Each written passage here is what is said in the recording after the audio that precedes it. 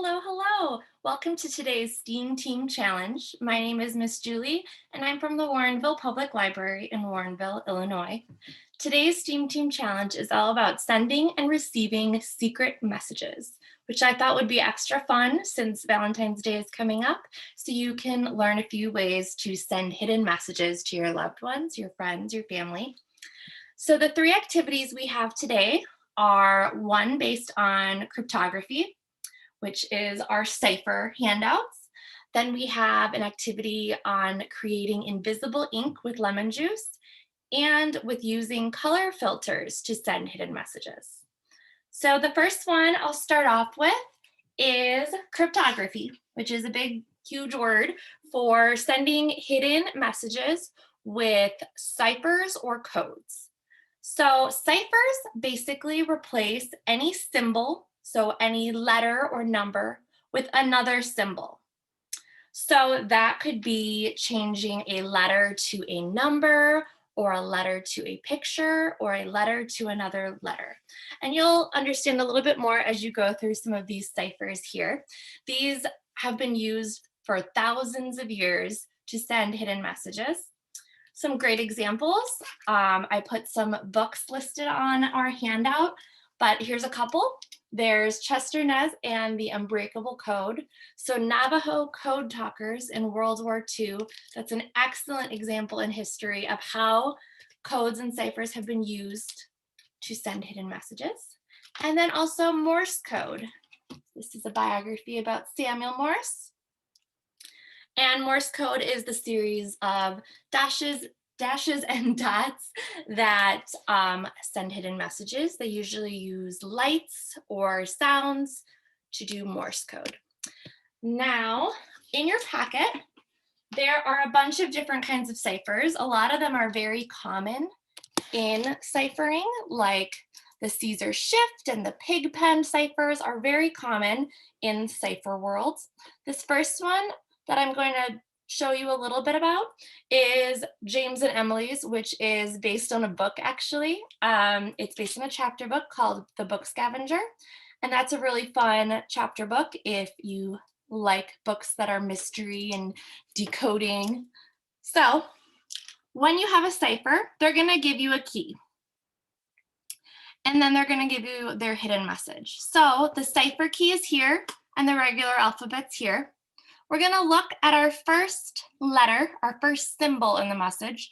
It won't always be a letter, it could be a picture or a number, but this time it's a letter, it's a J. So we go across our cipher key here, find our J, and go up to the regular alphabet. So we know that whenever we see a J, it's actually going to be a P. So we can write that in there as our first letter in this cipher.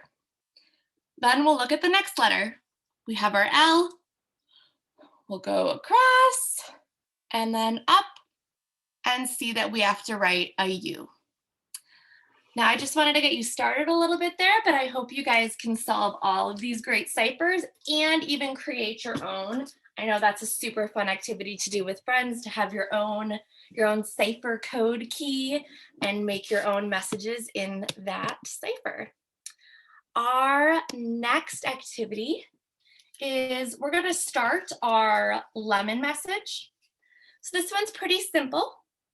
First thing you're going to do, cut into your lemon and squeeze it into a bowl or a cup. Squeeze some lemon juice in and then add some water. Then you're going to grab your paper and your Q-tip and you're just going to put your Q-tip in your lemon water and write your message, whatever you want your message to be on your piece of paper. You're going to set that aside and let it dry. So the goal is it should be completely invisible when it's dry. You shouldn't be able to see your message at all when it's dry. So we'll set that aside and let it dry until that point when it is completely dry and you can't see the message. We'll get back to that one later, but I'll start on the color filtration one now. So I chose the red filter because of Valentine's Day, but you could do this with some other colored filters as well. The first thing I'm going to ask you to do is grab your crayons, either the ones I provided or ones that you have at your own house. You could also try colored pencils. You can maybe try markers too, or pens, but crayons will be best for now. And you have your piece of paper.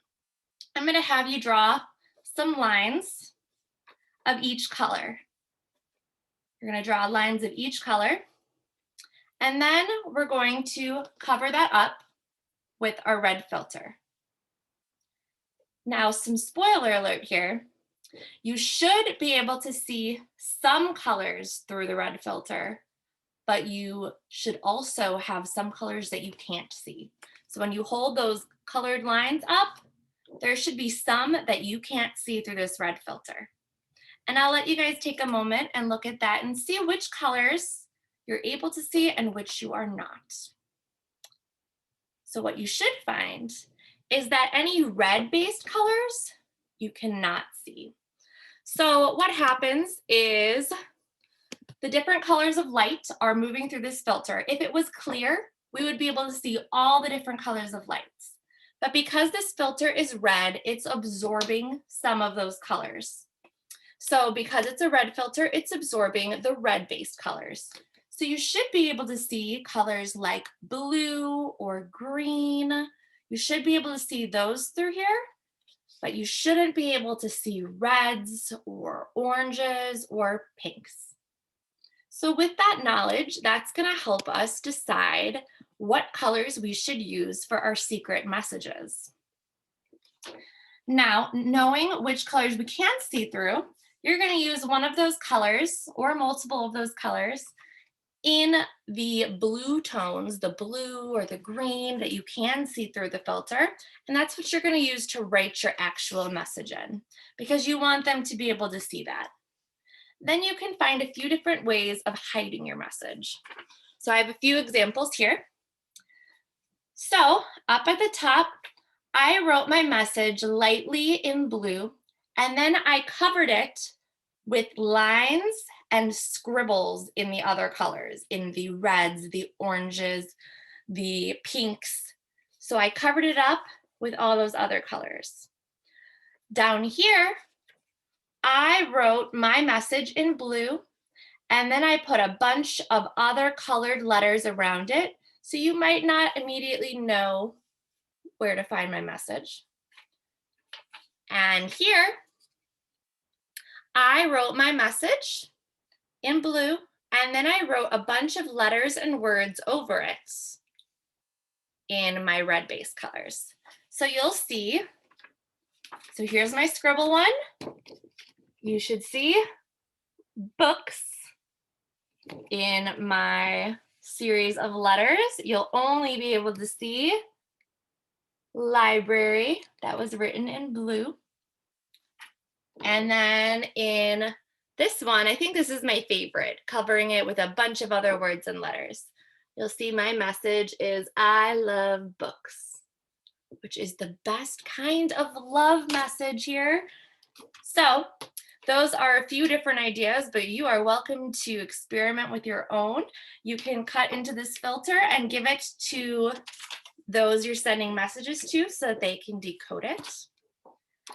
And then moving back to the lemon juice invisible ink, after it has completely dried and you cannot see the message, you are going to decode the message by using heat. So different things you can use. I think a light bulb is most common. So it would be holding it up to the light bulb, not touching the light bulb, just holding it up nearby so that it's getting that heat. You can also try an iron. If you have something in between the iron and the paper, you can try a hair dryer. You can try a stove or the fireplace, but again, it's like roasting a marshmallow. When you don't want it to burn, you have to hold it just far enough that it's getting toasty, but it's not going to be dangerous. So that's something you and your parents can talk about as well and work on to find your best solution in your home. So what should happen is as the lemon juice gets heated, it's getting oxidized, which means it should be turning a brown color. which will allow your reader to see your hidden message. So thank you very much, guys. I hope you enjoy your secret message activities. If you do complete any of these, please do take pictures or videos and send it to us on Facebook or at youthservices@warrenville.com. Thank you and good luck.